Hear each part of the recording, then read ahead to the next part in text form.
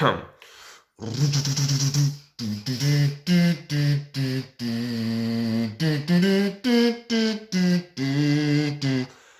Lord of the Rings. I love The Lord of the Rings. Do you love The Lord of the Rings? I love The Lord of the Rings. I think all of us love The Lord of the Rings. Well, most of us anyway. But I think the most important question is, why do we love The Lord of the Rings? Lord of the Rings, of course, is very popular in our Western culture. And I think a big part of that is that it pulls from a lot of different cultural aspects that are really popular and familiar to us Westerners. For example, first of all, the world itself is set in this old European fairy tale-like aesthetic. You know, there's elves, there's talking trees and everything, talking animals even, if you've read the books. And the characters, they really give this feel as if they're inspired by these old Indo-European mythological tales. You know, like honorable warriors like Aragorn, wise sages like Gandalf, great spiritual monsters of darkness like the fiery Balrog deep within the dwarf mines, or Sauron himself who resides in his Tower of Doom. But at its core, it's a story about perseverance, love, and forgiveness. And what is more Christian than that? The Lord of the Rings, therefore, is an awesome example of a lot of cultural influences, both old and older, that have kind of coalesced together in this big, awesome whole. And this is a process that I'd like to call cultural stacking. So pieces of culture, ideas, identities are stacked upon another until they eventually mix and create something new entirely. Now I want to give a real life example of this, and I'm going to use a sandwich for that. Let's go. What you have here, ladies and gentlemen, is what's called an analogy. You know what that means? It's time to incredibly oversimplify major historical events.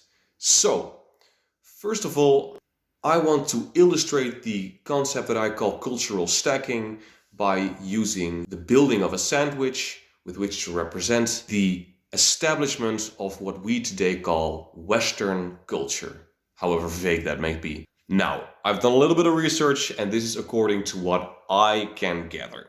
So, this piece of bread represents Greek philosophy, which a lot of people say formed the basis of Western thinking.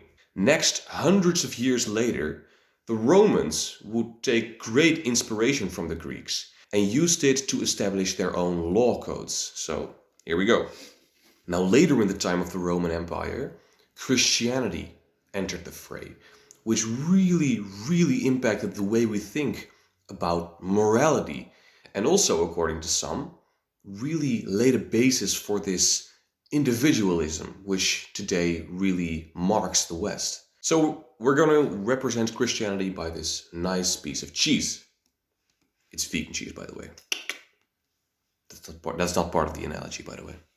Then again, hundreds of years in the future, the Enlightenment way of thinking really started to happen in Europe, emphasizing the importance of reason, science, and even more individualism, which we're going to represent by this nice big smudge of peanut butter. And so you can already see a lot of ideas are being stacked upon stacks upon stacks upon stacks upon stacks. And eventually this already strange mixture of different ideas may have concocted the impetus for what would become the Industrial Revolution, which we're going to represent by the top piece of bread. And so, with all of these ingredients, we eventually get this strange combination that we call Western thinking or Western culture. Now, this may look like a finished sandwich, which it is, which is why this is the point where the analogy ends. Because cultural stacking, it doesn't end with this. It hasn't ended now. It continues with you. So, what to take away from all of this? Well, first of all, you will probably never, ever have an original thought in your life. And that's okay. Because as Isaac Newton once said, we are standing on the shoulders of giants. And by that, I think he means that no matter how original our own ideas may seem, They are always based on and inspired by the ideas that people before us had. So, in that sense, in my interpretation, it means that there is not really such a thing as you, because everything about you, the way you think, you feel, you reason, all of it has been the result of endless eras of genetic and cultural experimentation, which has now led to you. So, I think the concept of cultural stacking is an invitation to us to stay humble and keep acknowledging our very small part in this very great spectacle that is life. So, that's gonna be it. If you like the video, like it, subscribe, hit the bell notification to get a message whenever I pop up a new video. And also leave a comment because it's awesome. Come on, leave a comment, man! You know what's weird that I realized? The Lord of the Rings doesn't have dragons.